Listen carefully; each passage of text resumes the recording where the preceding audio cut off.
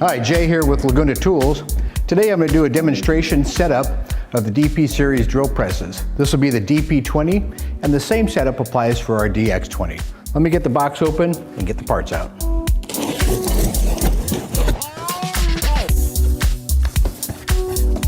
With the box opened up, you'll want to lift out all the small parts and then the base for the drill press.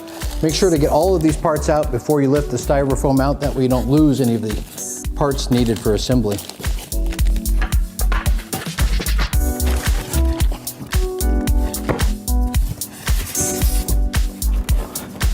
The DP20 and the DX20 come nearly completely assembled. The headstock, the column, and the table are all set up inside the box so you don't have to go through and do a lot of assembly afterwards. The foot or the base is the part you'll need to bolt onto this before you stand it up. And there's a little bit of prep that I like to do to make this a little bit easier. This is really heavy. It's a 2-person or 3-person job to go through and get this stood up. The first thing I like to do is cut away the excess plastic. I open it up, cut away the plastic, get it out of the way, and then I'm going to cut the end of the box, slide the entire assembly down a little bit to bolt the foot on. You'll find that there's some small parts in here sometimes. I'll set those to the side. And I've already taken the foot and the base and I've cleaned it, got it out of the plastic. Now I'll go through, cut the box, slide it down, and then get it stood up. There is a lift hook that you can use, and it threads into the top of the headstock of the drill press. And you can use that for a lift that might be in the ceiling, for a winch or something like that to help you lift the drill press up. And that's advisable if you have fewer people. If you've got 3 or 4 people, it can stand up easily. If there's just 2 of you, you might want to use that lift hook.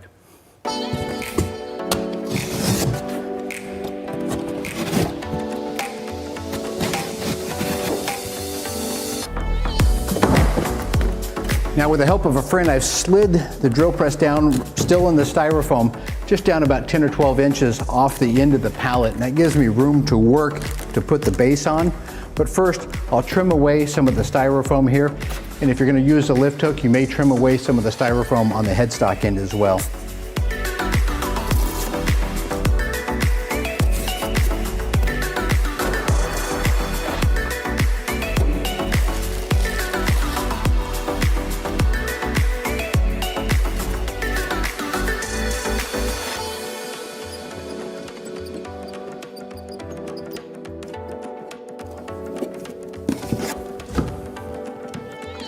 Now it's time to install the foot.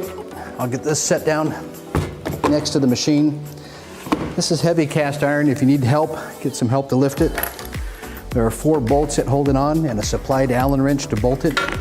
The bolts will come through the base, the column support. I like to preload those so that they're ready to go.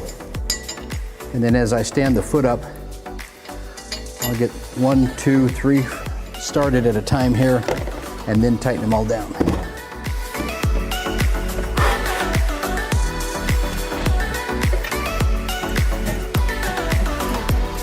Once I've got the first one started, I'll lift it to align the second one and get this bolt started.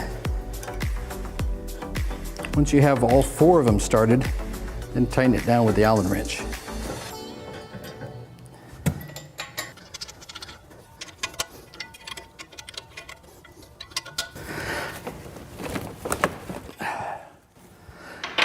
Now with the base installed, I'll get some help and stand the drill press upright. Well, we've got the drill press stood up and I've cleared away all the packing material, so now that I can go through and get it cleaned up and get the rest of the assembly going here. It took us 3 guys and we put a little strap through the eye on the top here to lift it up and get it in place. And then once it's standing upright, walked it right over to this position here. Now it's time to clean it up. There's some packing grease and cosmoline here on the table. Sometimes there'll be a little bit on the side here. So take a few moments, put on some gloves, get a can of WD-40 and some rags. The WD-40 will cut the oil, allow you to wipe it off. When you're cleaning the T-slots, pack the rag down in there and use a screwdriver. Sometimes there can be some sharp edges from machining on there. Just go through and get it cleaned up. Now I'm going to tilt the table. There's a lock handle. Just make sure that you pull it out. And then the lock handle itself, in this case it wasn't too bad. Sometimes those are really tight when they ship them, and then once you have it loosened up, you can just go through and tighten it down by hand. If you need to, just use a small dead blow mallet, or you can use a little cheater bar in that to loosen it up.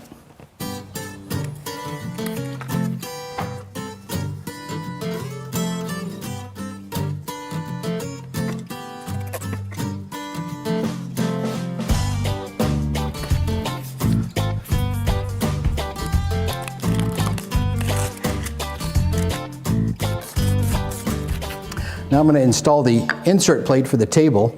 There are 4 screws in the corner, and those are leveling screws, and those are adjusted from the bottom with an Allen wrench. Simply drop the block in place, and then come underneath the table, and take your time to level the plate off.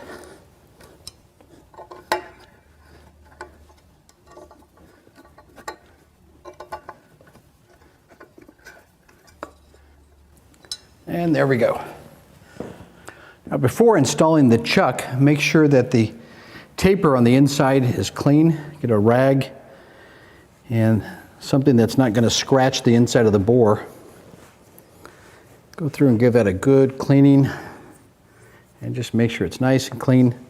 Sometimes just a little light coat of WD-40 would keep you from rusting if you're in humid environments.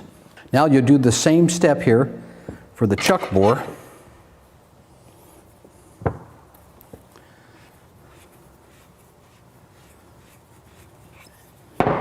Make sure that that's thoroughly clean. Now with the chuck on a block, you want to seat the taper. Make sure that the arbor is cleaned as well. Seat that taper first by hand, and then I'll take a dead blow mallet. Make sure that the chuck jaws themselves are retracted inside the body. Set that here and give it a couple of sharp raps with a dead blow hammer.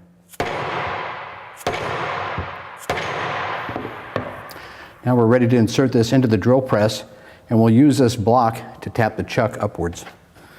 Again, with a clean arbor and a clean taper on the inside and the jaws retracted, we'll insert this into the drill press and then rotate it until it kind of goes in a little bit deeper. Get your block in place, and with a few sharp raps, seat the chuck.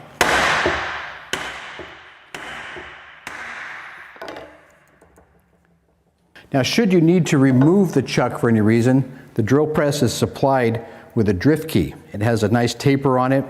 Simply pull the chuck and quill assembly down, slide this into the side. You may need to, again, rotate the quill to get it to line up, and then with a couple of sharp raps, you can pop the chuck out if you need to go through and reseat it or do any servicing of the chuck. The next step is to assemble the pieces of the crank handle for the quill. You'll find that there's a sleeve with one end that has a recess in it and then a flat end. The recess end will accept this bolt. Remove the nut off of the end. Drop the bolt through. When you install the nut, don't tighten it all the way against the handle. You want to have some rotation on this handle, but you want to have it snug so it doesn't rattle. So I tighten it down and I'll back it off just a little bit. And then finally, I'll insert this into the end of the crank handle. And with the Allen wrench, I'll go through and run this down. And again, once you have it in place, you can go through and tighten down that nut and still make sure you have a little bit of play in the handle and that you still have good handle rotation.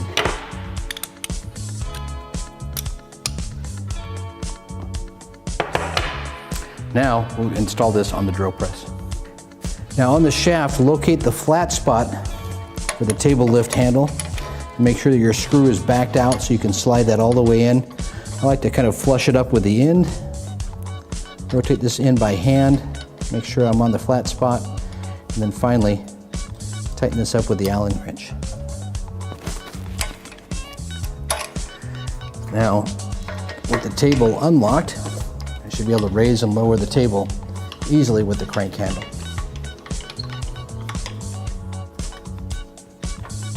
Now it's time to install the quill stroke handle. The quill stroke handle should have the hub mounted to it, and you notice that there's 2 keyways right here, and those will align with the key that's on the shaft, and this is taped in place. So take the Allen wrench, loosen up this bolt, and remove the bolt and washer, and then finally take a razor and just cut the tape gently here. And don't lose this key, you'll reinsert it before inserting the handle.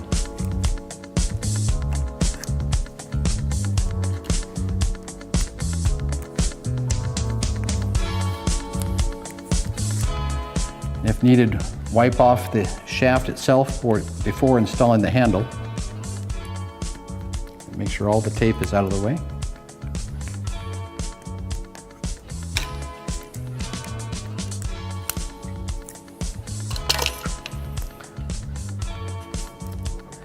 And then finally, slide the handle for the hub over the assembly here, and you can index this in a couple of different locations, and you'll select the one that's most comfortable for you. Most of the time I have this leaning forward, and we'll adjust the handle in just a bit. First off, take the Allen head bolt that we removed and reinsert it onto the drill press.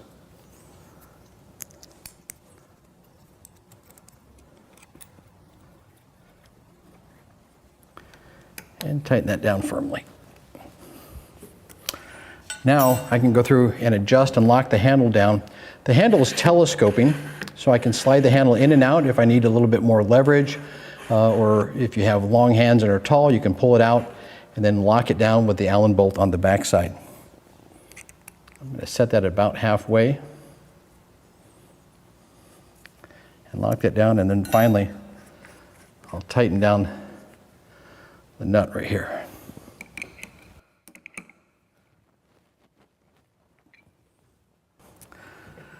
Now, if your drill press is equipped with the chuck guard, simply grab this, loosen up the bolt, and then you'll slide this over to the bottom of the quill, level it off and square it off. And finally, tighten this down with a screwdriver. If you can't hold the small nut there, just grab a little wrench to tighten that down. Now, when this is in use, you can loosen the wing nuts on the side and slide down the cover, and this will telescope in and out. As you pull the quill down and it comes up to the material, it'll telescope. And then if you're doing bit changes, put this in the up position and then pull forward and flip it back, and that gives you access to the chuck. If you're doing something with larger bits that don't fit with the requirements of the guard, just go ahead and simply loosen the guard, remove it, and set it aside for those types of operations. Now that we've got the drill press assembled, let's go ahead and power it up for the first time. There's a power switch. This is the main power switch on the back. I'll turn that on, and that powers up the drill press itself there, but I still have the E-stop pushed in. This is a press button to shut off the drill press, and then simply rotate this to pop it out. Once it's in the out position, you'll see the yellow ring and you'll see the screen light up. Now that the screen is lit up for the first time, you're going to see an E here, or an error code, and this is error 9, and that lets me know that the chuck key is out of its position. There's a handy chuck key holder on the side that holds the chuck key in place. Once I insert the chuck key, that error goes away. And that covers the basic assembly here of the DP20, and our DX20 has the same sort of assembly process. Now, for further instructions on adjusting the lasers and some other fine-tuning adjustments, drilling and tapping, and setting some of the program features, go over to our tech tip videos that are linked below and follow that link, go through and look at each of those tech tip videos, and they walk you through a lot of the processes for going through and using some of the advanced features of the DP20 drill press. If you have any further questions, you can go to our website at lagunatools.com, and you can click on the DP20 or the DX20 and have a look at some of the other features and specifications. Thanks for choosing Laguna Tools.